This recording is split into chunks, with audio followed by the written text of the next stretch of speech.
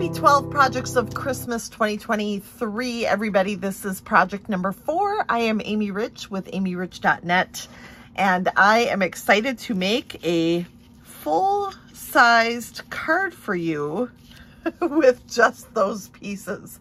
What? Actually, that's a little bit of a fabrication. We are going to add some pieces from our paper pumpkin kit for October 2023. These are amazing pieces, but you know what? We're going to cut these apart too. And actually, the truth is, the card base will all be made out of these pieces right here. Now, if you do not have paper pumpkin, I will give you some alternate projects on my blog, so you can check that out. The link is in the description of this video, so you can check that out and see a couple more samples using other products. So let's get started by cutting apart some of these pieces from the kit. We are going to start with the card base, and we're going to trim off a 1/2 inch from the right side. So I'm going to put that on the right side of my trimmer here and trim off that 1/2 inch. And then I'm going to flip it all the way around, and I am going to cut this at 3 1/4. And then I'm going to trim a 1/4 inch off the top of this section, and then flip that all the way around, and this is going to be cut at 4 inches. So when all is said and done, this panel, whatever you use for your back panel, is going to be 3 1/4 by 4. And that piece I'm going to set aside for use later. Now I'm going to bring over my red house here. And I love these die cuts. I think it's really pretty. If you haven't seen the paper pumpkin kit, it creates all of these beautiful cards. And we're using pieces of these cards to create our fun fold. So I've got this piece here that I'm going to turn on its side so that the house is to my left, and I'm going to cut that at 2 1/4 inches. Then I am going to turn it and cut this at just under 3 1/2. So just a scant under 3 1/2. Don't go a 1/16 under, because that might be a little bit too far. So just under 3 1/2 here for this piece. And then I'm going to bring these houses in, and I'm going to start by trimming off some of the left-hand side. So I'm going to flip this around, and I'm going to put it in at a 1/4 inch. And then I am going to cut just that 1/4 inch off that side. And then I am going to use the bottom of my trimmer and trim this off at the same, just under 3 1/2 inches, like I did with the first one. So you're cutting off a little bit of the trees, but it's going to be perfect. It's going to be great later. And then we are going to put this in the trimmer and trim it at 2 1/2 inches.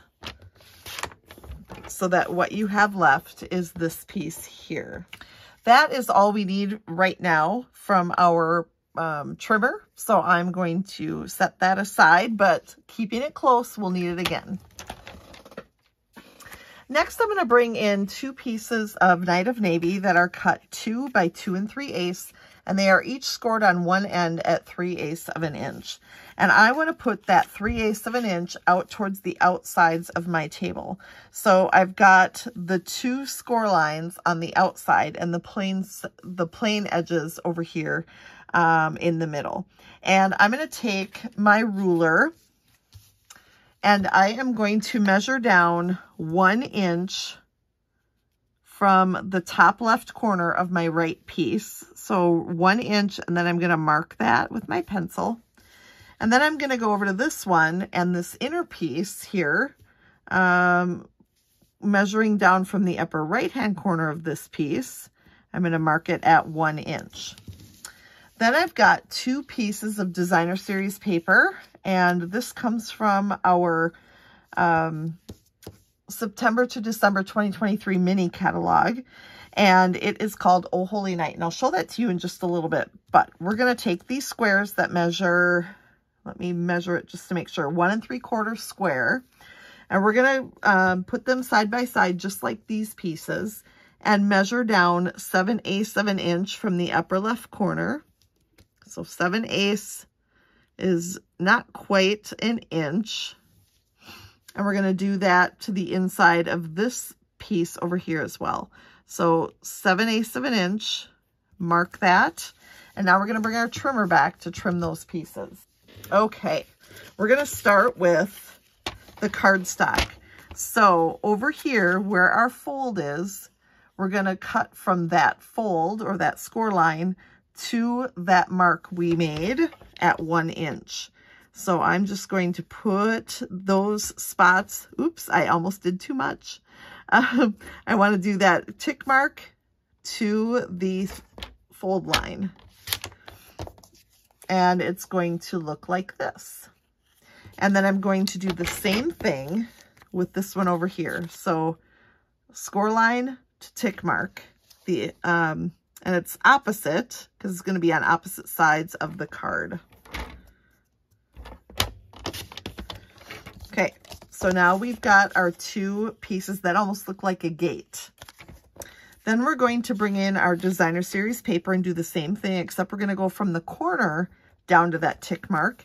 And I would suggest when you are cutting, you start on the side that is not the corner. So that way it won't buckle and do all kinds of funny things on you. So there is my first one, and then here's my 7/8 inch tick mark, and go up to the corner on this one. So let's get those lined up and give that a trim. All right, so now we've got 2 pieces, and I'm going to put this away, that will fit right on to our cardstock gates, for lack of a better term here. I'm going to use the term gate. And we're going to add those layers together using, I'm going to use a little liquid glue just because for a lot of pieces of this card, it's going to make sense for me to do that. So I'm going to be very careful not to overdo on the glue because that's something that happens to me a lot. But we're just going to add that so that those angled pieces have layers. Super pretty. All right, let's bring in next our piece of, this is our card base, and this measures 3.5 by 4 1/4. And we're going to take a gate, we're going to fold on the score line and then flip it over and add glue to that little 3/8 inch section. And then we're going to adhere that to the left side of our card base. So it's going to be adhered over here to the side. And again, it's kind of like a gate, right? Then we're going to take this one over here, fold on the score line and flip it, add our glue, and we'll put that to the other side. It makes total sense. And we're just going to get that fold right up to the edge of the card base and the bottom edge to the bottom of the card base. All right, so that's looking pretty good so far. Now let's grab the section of card that we cut. This should fit perfectly here on our card base. Since this piece is a little better, I'm bringing in my good old standby, my Stampin' Seal. And we're going to add that as a nice backdrop for our card. Next up, I've got another piece of the designer series paper, and that comes from the Oh Holy Night right here. And it's this piece right here. And then you can see the back has those beautiful stars, or they could double as snowflakes. This piece measures 4 1/4 by 1 inch, and then it has score marks 3/8 of an inch from each end. So I'm going to fold those down, and I'm going to open up these flaps here, and then I'm going to put adhesive just on the left-hand side. So you kind of have to decide for your visual purposes which is right side up. I actually will be covering most of this, So I'm not going to worry too much about that star in the middle because it's going to get covered. So I'm just going to put adhesive on that left-hand side, and it's going to go right up against that edge of my gate on the left. Okay, so now it looks like this, and we're going to flop that all the way open. Then I've cut 3 pieces of Night of Navy cardstock that measure 4 1/4 by 3/4, and again 3/8 of an inch on each end are scored.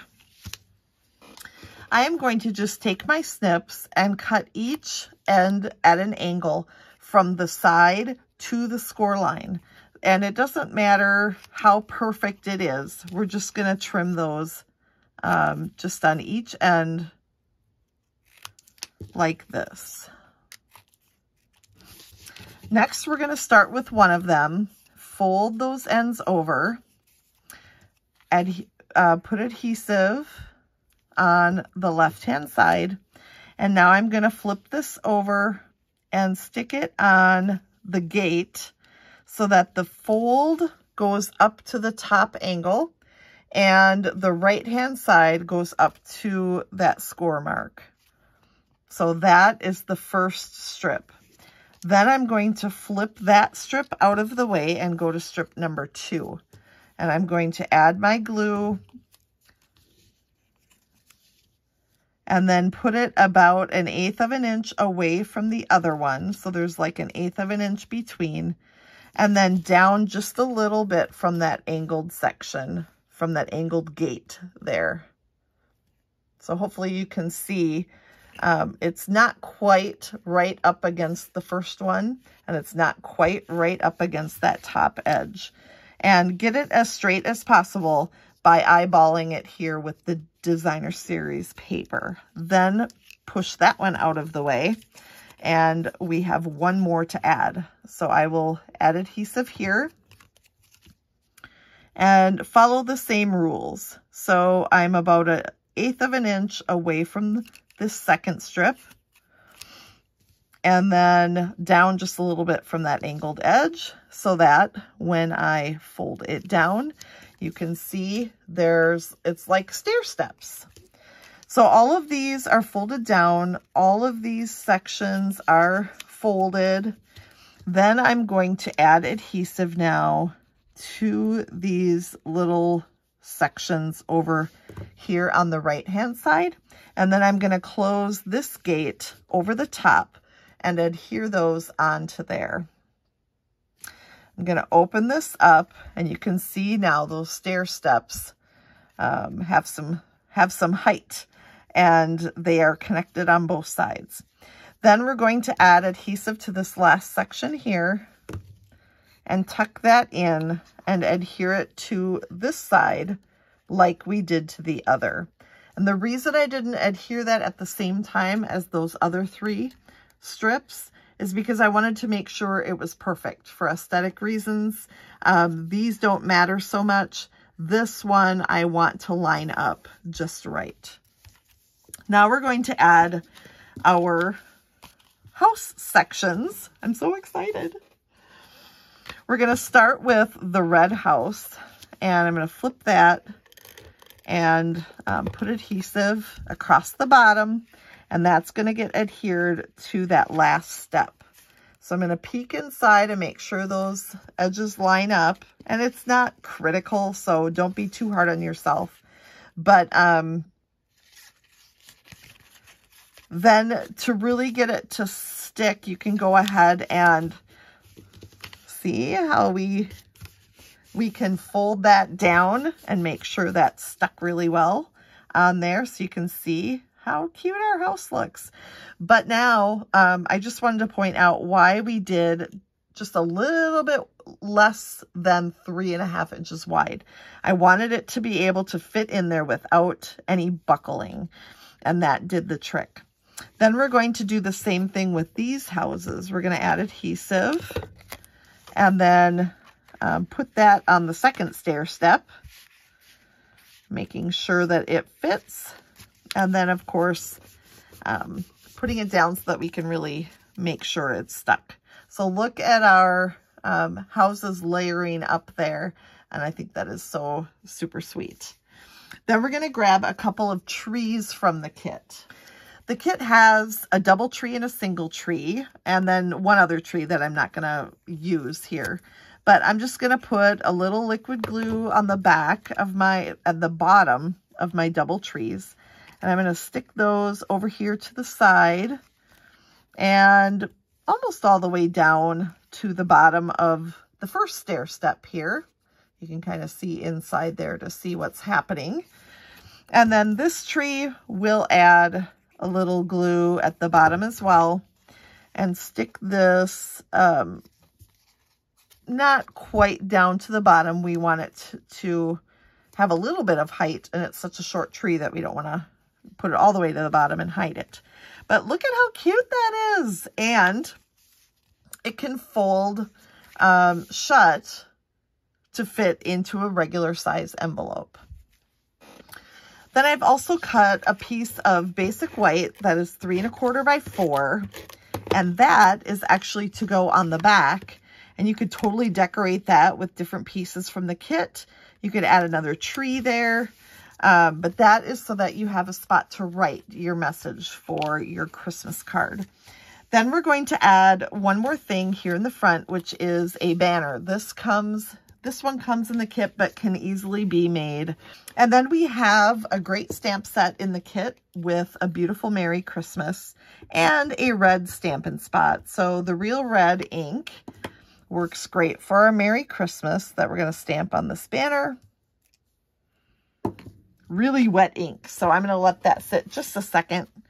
And then I'm going to bring in my Stampin' Dimensionals and put these on the back. Then this, remember I told you this front panel would be mostly covered. So this now will go on the front for our sentiment. And then one final little touch is this fantastic glitter glue. This comes in the kit, and let me tell you, it dries perfectly flat. So when you are adding it to your card, actually I would start on the back first, or the top, and work your way down. So I'm going to put it on the rooftops, and it looks kind of clunky and maybe not so nice when you first put it on, but trust me, when it dries, it will dry flat and clear, and it's absolutely perfect. So now I'm going to reach in here. I'm not going to want to fold it down after this, am I? Because it's going to have all of the wet glitter on, so it does take a little bit of time to dry. But when it's all said and done, it's going to be fantastic. So I'll do a little bit on the trees as well, just to give that snow a little glimmer.